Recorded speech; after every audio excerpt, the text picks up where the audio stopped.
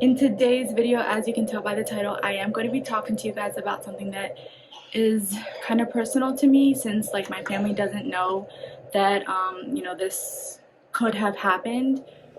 She also said that if she does have this gene, she could be born really sick, is what she said.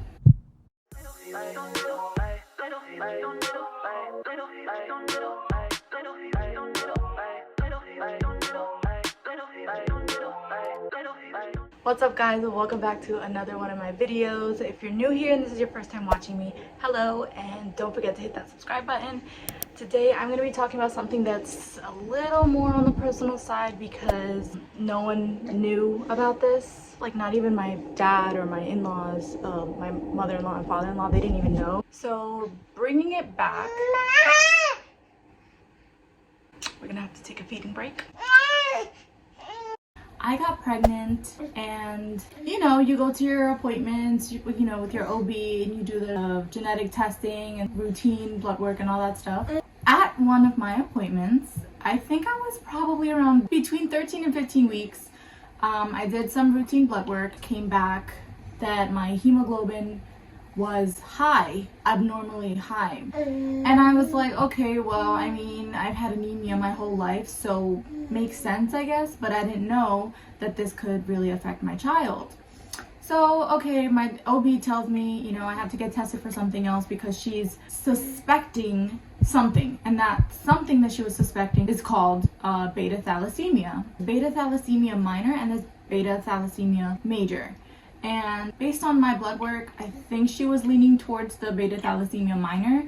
If you guys don't know what beta thalassemia is, it's basically a blood disorder that is genetic, and it affects the amount of red blood cells that you produce and oxygen going through your bloodstream or something like that. I myself didn't really know. So once she told me that she's suspecting that I carry this gene, I kind of started panicking, and I obviously, you think the worst. Well, I did. I tried to stay positive and just say, like, it's in God's hands. Like, there's nothing I can do. There's nothing that they can do while the baby's in your stomach anyway. So I was like, okay, well, I'm just gonna have to wait this out.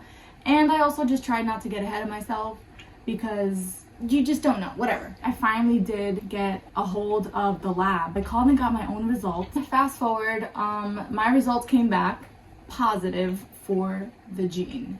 I was going through it, sis. I looked at it and it said that it was positive, and I was like, what the hell does this mean? It was like homozygous something strain. Oh my god! I didn't know what is that? And obviously I needed my doctor to tell me, what does this mean for me? And I remember I started crying. I like tearing up kind of, and then I kind of felt like everything was my fault because I was the one that had that was carrying that gene. I went to my appointment and my OB was like, okay, so here's what's going down. Hold on, guys. Did you subscribe though? You carry this gene and you could potentially give it to your baby.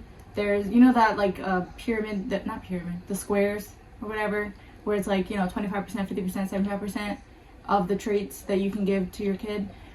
That's basically what she was explaining to me. She told me that the next step would be to get my partner tested, and then if your partner tests for the gene and has the gene, then there's a higher chance that your offspring would carry the disorder.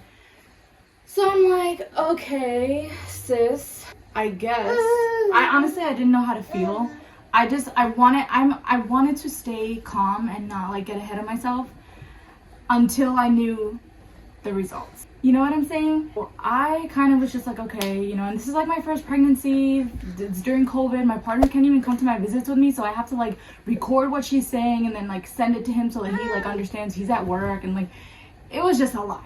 She gave me a script to take him to a lab to get the blood work done, and those results come in a week, right? Great. So now I have to wait even longer to find out what's going on and what the probability of my daughter having this blood disorder is. So, and mind you, during this time, we were planning our gender reveal. So just imagine how, it's supposed to be like a happy time, supposed to be having a fun time, good time or whatever. And I'm over here wondering if my baby's gonna be born with a blood disorder. It's not easy, honestly. There was so much mental load on me, and I was just trying to vibe out. So he got the blood work done, and so now we just had to wait. I can't remember if we got the results after the gender reveal or before.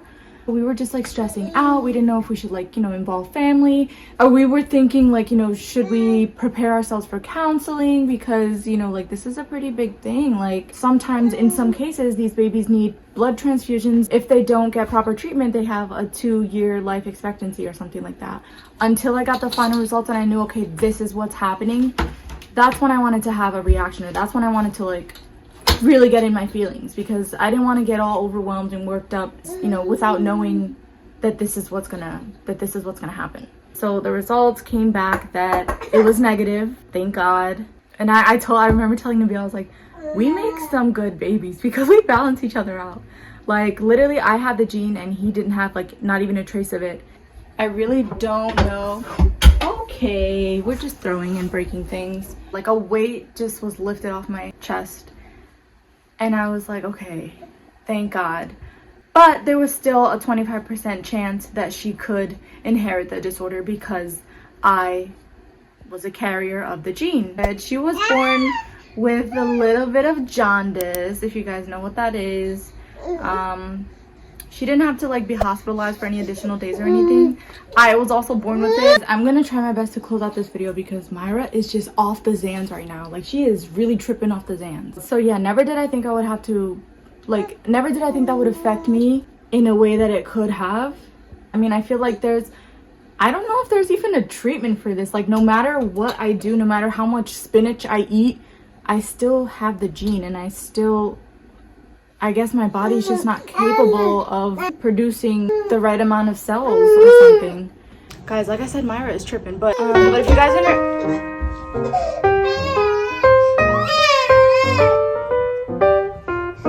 Myra! If you guys are in a similar situation and you don't have your results yet, my best advice to you is to just wait it out. Try not to get ahead of yourself, and make sure you're communicating with your spouse or with your, you know, significant other, with your partner, with your baby daddy, mama. Because it is really something that you two are going to be going through together. God, I like literally, this is every single time I'm trying to film a video, she's like tripping. Just thank God either way, whatever happens, it's in God's hands, and that's what was written, and it is what it is. Make sure you guys check out my other videos as well. I've been super consistent. Don't forget to like this video. Make sure that the likes match up to the views, okay? Because it really bothers me when it doesn't, because I have OCD. All right guys, my arm is getting tired, so I'm gonna have to end this video here, and I'll see you in my next video.